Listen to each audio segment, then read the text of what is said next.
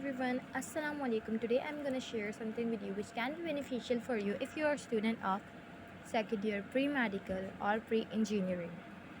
So the points that you need to remember for finding out group period and block of electronic configurations are: we consider highest number in configuration for period, and we consider last alphabet of configuration for block. Similarly, we consider period and block orbital for finding groups. So let's get started. मैं शुरू करने जा रही हूँ एक example के साथ जो कि हमारे पास लिखी हुई है सामने कि इलेक्ट्रॉनिक कन्फिग्रेशन हमारे पास दी हुई है Z इज़ इक्वल्स टू 11, यानी इलेक्ट्रॉनिक कन्फिग्रेशन हमारे पास 11 दी गई है और इसके ज़रिए हम कैसे ग्रुप पीरियड एंड ब्लॉक हम फाइंड आउट कर सकते हैं वो मैं आपके साथ शेयर करने जा रही हूँ।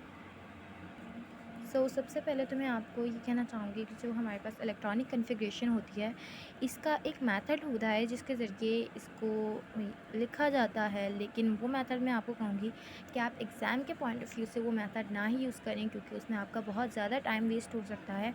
तो ये एक इलेक्ट्रॉनिक कन्फिग्रेशन की एक लाइन होती है, ये आप सिंपल सी है, इसको आप याद कर लें तो वो आपके लिए ज़्यादा बेहतर है कि एग्ज़ाम में आपको बार बार मतलब वो मेथड यूज़ नहीं करना पड़ेगा और आपका इससे टाइम भी बच सकता है। फर्स्ट ऑफ़ ऑल मैंने जो इलेक्ट्रॉनिक कन्फिग्रेशन थी वो लिख दी है 11 तक के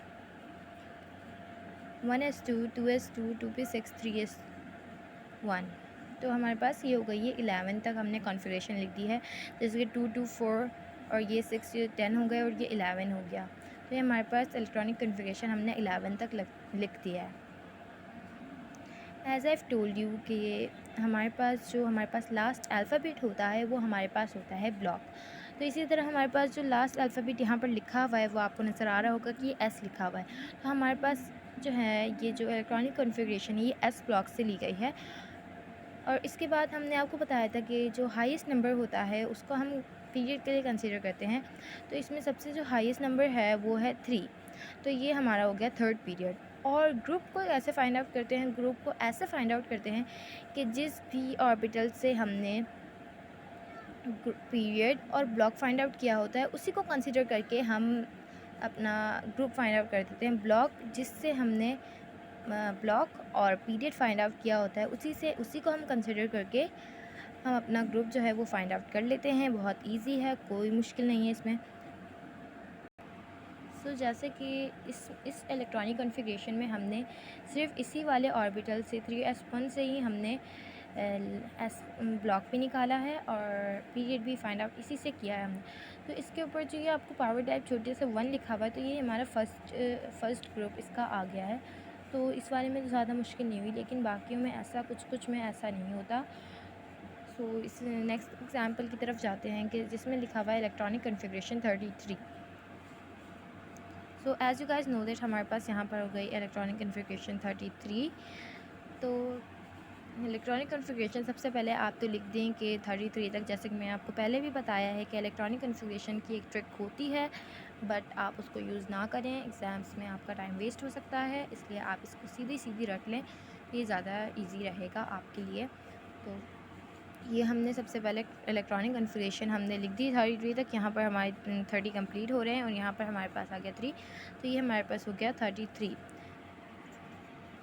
सबसे पहले एज़ यूजुअल मैं आपको बताऊं कि इसमें जो हमारे पास लास्ट अल्फ़ाबेट है वो है पी। तो ये जो इलेक्ट्रॉनिक कॉन्फ़िगरेशन है ये हमारी पी ब्लॉक से।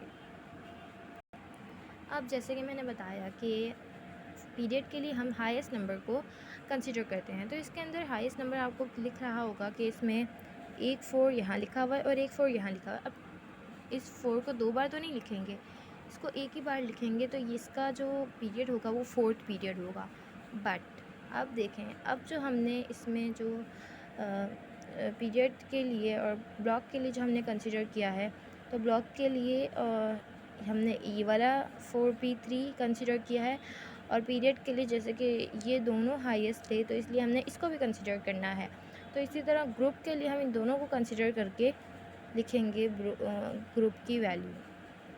ग्रुप हमारे पास यहाँ पर 2 लिखा हुआ है, यहाँ पर 3 लिखा हुआ है, तो 2 + 3 होता है हमारे पास 5, तो इसका 5th ग्रुप आएगा।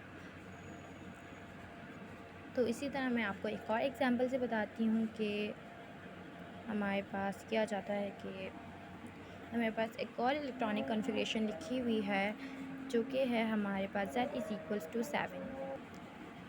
हम आपको दूसरी एग्जांपल बताते हैं तो जो कि है z=7। तो सबसे पहले तो इसमें मेरे से थोड़ी मिस्टेक हो गई थी इलेक्ट्रॉनिक कॉन्फ़िगरेशन लिखने में, मगर मैंने इसको अभी सेट कर दिया है। ये z=7 हमने लिख दिया, 1 is 2, 2 is 2, 2 भी 3, ये हो गया हमारे पास, टोटल 7 हो गया हमारे पास। तो एज़ यूजुअल लास्ट अल्फ़ाबेट हमारे पास यहाँ पर पी लिखा हुआ है, तो ये पी ब्लॉक से ताल्लुक़ रखता है। और इसके बाद हमारे पास आ जाती है पीरियड की बारी। तो पीरियड हमारे पास जैसे कि यहाँ पर भी 2 लिखा हुआ है, यहाँ पर भी 2, ये दोनों ही सिमिलर हैं और 1 से दोनों ही लार्ज हैं। पीरियड के लिए हमने कंसिडर किया सबसे लार्जेस्ट नंबर, एक ये 2, एक ये 2। तो ये 2 बार लिखा हुआ है, लेकिन मैंने बताया कि इसको सिर्फ एक बार लिखेंगे, तो ये आ गया हमारे पास सेकंड पीरियड। और इसके बाद हमारे पास आती है ग्रुप की बारी। तो ग्रुप जैसे कि हमने पीरियड के लिए इसको भी कंसिडर किया था, इसको भी कंसिडर किया था, ब्लॉक के लिए भी और इसको पीरियड के लिए भी कंसिडर किया। तो इन दोनों के ऊपर जो हमारे पास ये जो पावर टाइप लिखी हुई है, इन्हीं को प्लस करेंगे। 3 + 2 = 5, ये हमारे पास आ जाता है 5a, है ना। तो ए या बी फैमिली का कैसे पता चलेगा? तो यहाँ पर लिखा हुआ है कि एस या पी जो हमारे पास ब्लॉक होते हैं, ये ए सब ग्रुप ए से इनका ताल्लुक़ होता है, और जो कि डी और एफ़ से होते हैं, डी और एफ़ होते हैं हमारे पास ब्लॉक्स, उनका जो ताल्लुक़ होता है वो फैमिली बी से होता है। So if you guys find it beneficial for you, so please don't forget to share it with your friends. तो हो सकता है कि उनको भी ये वीडियो थोड़ी सी बेनिफिशियल लगे। तो ये जो मैंने लिखा था, ये मैंने आपको थोड़ा सा गाइड करने के लिए, समझाने के लिए लिख दिया था, लेकिन जैसे कि मैंने इसको पहले ही आपको समझा दिया, तो इसको रीड आउट करने की कोई ज़रूरत नहीं मुझे। आप बस इन एग्जाम्पल से ही आप अपनी तैयारी अच्छे से कर सकते हैं, इसलिए आप इसको समझ सकते हैं। और अगर आपको कोई क्वेश्चन पूछना हो तो आप कमेंट्स में पूछ सकते हैं। Thank you.